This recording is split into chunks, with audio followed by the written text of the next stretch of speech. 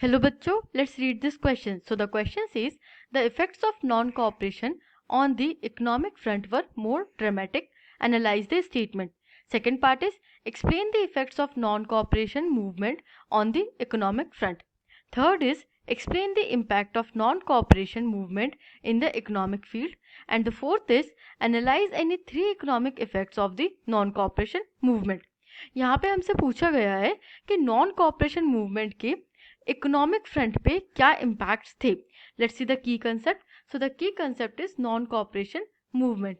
Non cooperation movement launch होता है year 1921 से 1922 के बीच में, और उसमें कहा गया था कि ब्रिटिशर्स के साथ कॉपरेट नहीं करना है, अभी नॉन कॉपरेशन शो करना है to the britishers. Let's see the pointers. First point is foreign imports. Foreign goods were boycotted, liquor shops picketed, and foreign clothes burned in bonfire. The import of foreign clothes halved between year 1921 and 1922. Its value dropped from rupees 102 crore to rupees 75 crore. Foreign goods का जो भी import हो रहा था India में वो सबको boycott कर दिया. जो भी फॉरेन गुड्स का यूज़ था उसको बॉयकॉट कर दिया.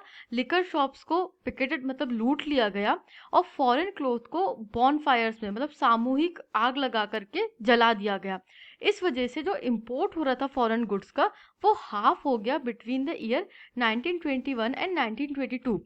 पहले बिफोर 1921 102 करोड़ रुपीस का फॉरेन गुड्स का इंपोर्ट होता था, जो कि हाफ होकर के 57 करोड़ रुपीस पे आ गया था.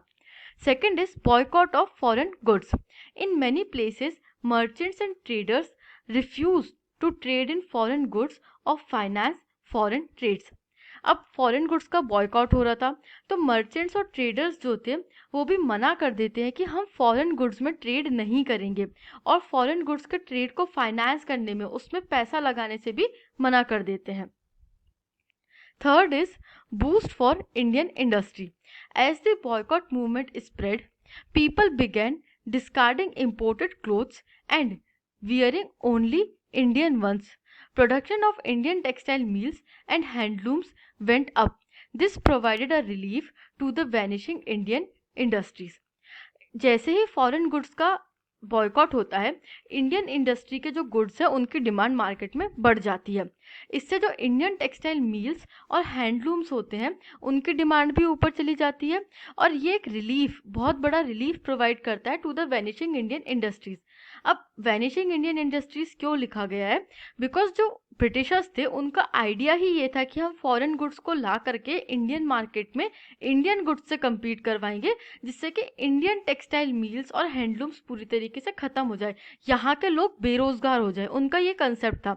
बट जैसे ही फॉरेन गुड्स का बॉयकॉट मूवमेंट चालू होता है, फॉरेन गुड्स को ही यहाँ इंडिया से एक तरीके से ख़त्म कर दिया जाता है और इंडियन वैनिशिंग इंडस्ट्री को रिलीफ मिलता है. I hope you understood this question. Thank you and best of luck.